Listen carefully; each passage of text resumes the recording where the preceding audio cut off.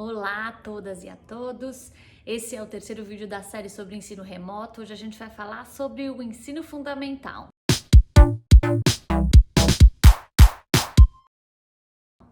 E olha só o que as mães responderam no box, né? Porque só as mães que respondem, não recebi uma resposta de homem sobre o ensino remoto, o ensino fundamental. Difícil, não assimila o conteúdo, está exausto, tendo muitas dores de cabeça, puxado, sofrido. Tem que conciliar com o home office, nenhum dos dois sai bem. Até agora tá tranquilo. Médio também. Meu filho no sexto ano, tranquilo. Quanto maior a criança, melhor se adapta. Desafiador, mas realizado. Cansativo para todos. Tranquilo. O meu problema é o irmão mais novo querendo pegar o material. Ele super se adaptou e tem aprendido muito. Nos dedicamos a acompanhá-lo e ele mesmo já é bem responsável e tem autonomia. Muito bom, regular, complicado, mas continua sendo a melhor opção. Tranquilo, 2 filhos, 2 desafios. Minha filha é participativa, então está ok. Confuso, difícil, sexto ano, muito conteúdo, muitas horas no computador, cansativo. Aula síncrona todos os dias por 3 horas. As crianças gostam das aulas, mas sentem falta da escola. A rotina já está sendo mais tranquila, mas isso não quer dizer que os dias estão sendo fáceis. Confuso e não produtivo. Tranquilo, cansativo, desafiador. Transmissão simultânea, atividades enviadas por e-mail. Minha filha está no segundo ano e a professora com a escola deu um show. Sou gratidão pura. Confuso, não tem sido fácil, mas estamos conseguindo. Ele está esforçado, mas tem dias complexos, conteúdos de difícil compreensão. Bem exaustivo. Quanta coisa, né, gente? E a gente vai começar a reflexão por um ponto muito importante que eu já até falei aqui no outro vídeo, que é aquela questão da live eterna, né? Das crianças ficarem ao vivo com o professor, né, na sala de aula ali na tela, ao mesmo tempo em que ela deveria estar na escola, ela fica em aula, ao vivo. E até nesse vídeo que eu falei sobre isso, o criador do Google Classroom fala que o ensino remoto não deve ser só baseado nesse tipo de atividade, que também tem as atividades assíncronas que são muito importantes. E aí a gente esbarra numa questão que tem a ver com abordagem de ensino, que tem a ver com metodologia. Que se a gente for pensar no ensino tradicional, que é aquele ensino que ele é baseado na aula expositiva, o professor na frente da classe falando e a criança recebendo aquilo, e aí o que se espera é que ela assimile tudo que foi falado e depois faz uma prova para mostrar se aprendeu ou não. Esse modelo que está cada vez menos sendo usado, a gente sabe que para a aprendizagem acontecer de verdade, para se envolver os alunos, a coisa precisa acontecer de um jeito diferente. Então, o que a gente vê é que no ensino remoto, quando a transposição é feita dessa maneira, né, da maneira tradicional, fica muito mais cansativo. Então, provavelmente, as crianças que estão muito cansadas tem a ver com isso, com aulas que se assemelham mais ao ensino tradicional, que não colocam a criança para participar, que não tem nenhuma abordagem ativa, colocar a criança como protagonista, né, para ela fazer parte do processo de aprendizagem na ação, no fazer, não tem isso. Então, essa é uma questão importante da gente prestar atenção como escola muitas vezes também, porque as escolas, o que acontece, né, na hora de começar o ensino remoto, que foi feito por falta muitas vezes de familiaridade com os dispositivos digitais, enfim, as ferramentas digitais, essa transposição foi feita desse jeito, do jeito mais simples, que é esse. Só que a gente pode evoluir em relação a isso, né? Depois que você já se familiariza mais com essas questões da tecnologia e buscar outras maneiras que existem, outras ferramentas para engajar as crianças na aprendizagem. Vai ser igual ao presencial? Não, nunca vai ser igual ao presencial, né? O digital não substitui, né? O que acontece na sala de aula com as interações, é tudo muito diferente.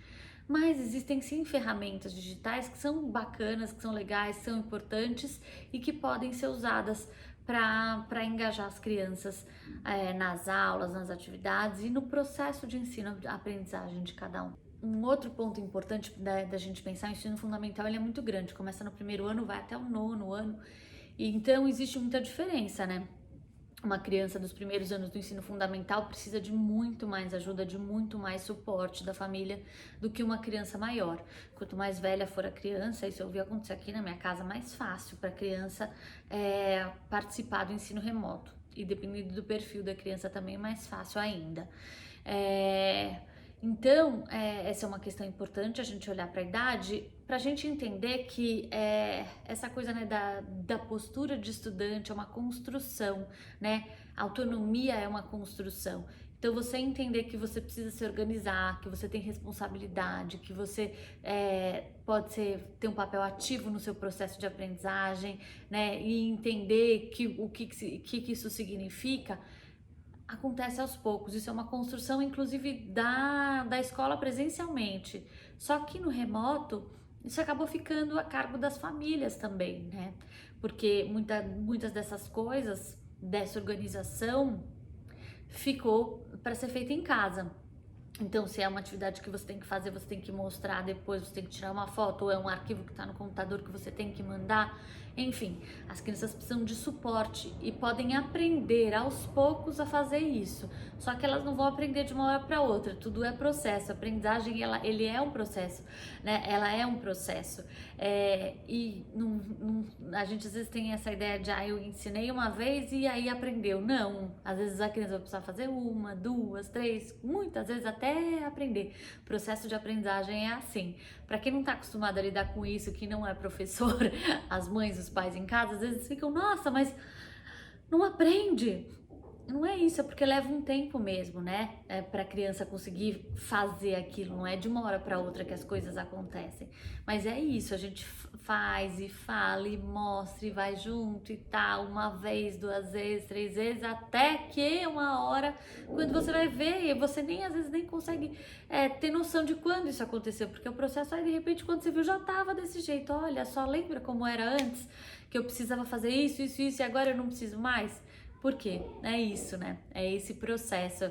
É por isso que a construção da autonomia, ela é tão importante. Aí a gente vem com uma última questão para esse vídeo. Como as famílias, elas não são, né, da área de educação, não tem formação para isso, precisa ficar muito claro o que é esperado de cada família, né, em relação à faixa etária, em relação àquela turma, às vezes em relação àquela criança. Então, conversas entre escola e família, essa parceria que a gente fica falando, martelando em cima disso, é muito importante. É esse ajuste de expectativa, né? O Teams tocando aqui. Esse ajuste de expectativas é muito importante entre a escola e a família. Então, são conversas que devem acontecer, e aí as famílias também precisam entender o que elas podem fazer para ajudar as crianças na atividade. Muitas vezes a gente fica nessa ansiedade de entregar a atividade feita direitinho, e aí vai aquilo tudo certo, mas a criança não fez nada daquilo. Quem fez foi a mãe ou foi o pai. Até que ponto a gente vai fazer essas intervenções? Porque o mais importante é como a atividade foi feita do que, no fim das contas, né, o que você apresenta. Tem um processo ali, né, do fazer, que é muito importante. Enfim, isso são detalhes, mas são detalhes que precisam ser ajustados, precisam ser contados. Muitas vezes você fala para o professor, olha, eu tive que fazer isso e isso para ajudar. Para a professora saber o que está acontecendo também, né, com a criança na hora de fazer a atividade em casa. Então, essa conversa, esse diálogo é o mais importante de tudo, tá certo? Então é isso, o próximo vídeo que eu vou fazer vai ser sobre os desafios dos professores, tá bom? Então, até o próximo vídeo. Tchau, tchau!